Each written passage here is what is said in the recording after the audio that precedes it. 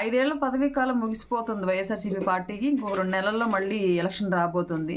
అయినా ఇప్పటికీ కూడా ఏం చేశాము, ఏం సాధించాము అని చెప్పుకోవడం మానేసి మళ్ళీ ఇప్పుడు కూడా నాయకుల యొక్క వ్యక్తిగత జీవితాల గురించి మాట్లాడడం మానకుండా ఇంకా నోటితోల మాటలు మాట్లాడుతున్నారు కొందరు నాయకులు.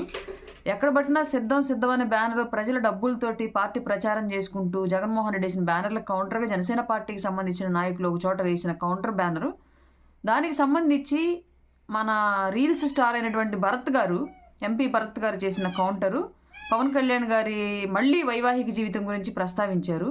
నాకు తెలిసినంత వరకు సిగ్గున్న వాళ్ళైతే ఇప్పుడు జరుగుతున్న డ్యామేజ్కి మీకు ఈ పాటికి సిగ్గు వచ్చి ఉండాలి. అయినా రాలేదు అంటే రేపు పొద్దున ఎలక్షన్కి వెళ్తే ఈ భరత్ అనే వ్యక్తి తన నియోజకవర్గం, తను పోటీ చేస్తున్న నియోజకవర్గంలో పార్లమెంట్ పరిధిలో ఏమని అడుగుతాడు ఓట్లు? పవన్ కళ్యాణ్ గారికి 3 పెళ్ళిళ్ళు అయ్యాయి, అయినా ఆయన భార్య, ఆయన బిడ్డలు వాళ్ళు అంతా ఎవరి జీవితాల్లో వాళ్ళు సంతోషంగానే ఉన్నారు.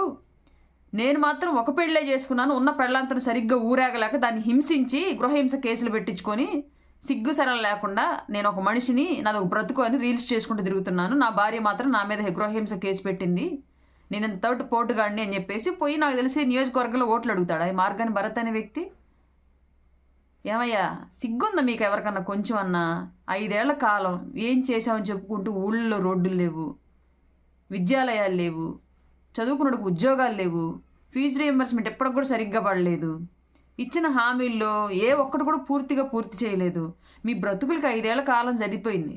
మేము ఎమ్మెల్యేగా చేశాం, మేము ఎంపీగా చేశాం, మేము మినిస్టర్గా చేశామని చెప్పుకోవడం తప్ప ఎమ్మెల్యేగా ఇది చేశాం మా నియోజకవర్గానికి, ఎంపీగా మా పార్లమెంట్ పరిధిలో ఇది చేశాం, మంత్రిగా మా శాఖకి ఇది చేశామని చెప్పుకోవడానికి ఒక్క సిగ్గుమాలని ఎదవ దగ్గర కూడా ఏమీ లేదయ్యా మీ దగ్గర. ఇంకా ఇవే బజార్ మాటలు మాట్లాడుకుంటూ మళ్ళీ రేపొద్దున 24 ఎలక్షన్కి వెళ్తారా?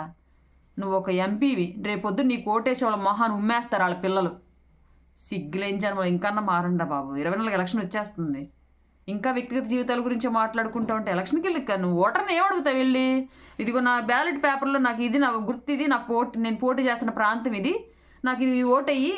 పవన్ కళ్యాణ్ గారు 3 పెళ్లిళ్ళు చేసుకున్నారు, నేను మాత్రం సింగిల్ పెళ్ళి చేసుకుని నా పెళ్ళాన్ని సరిగ్గా ఏలుకోలేక హింసించి కేసు పెట్టించుకున్నానని చెప్పేసి పోయి ఓటు అడుగుతావా? ఇప్పుడు ఎవరికి ఓటేయాలి? సిగ్గులేనే.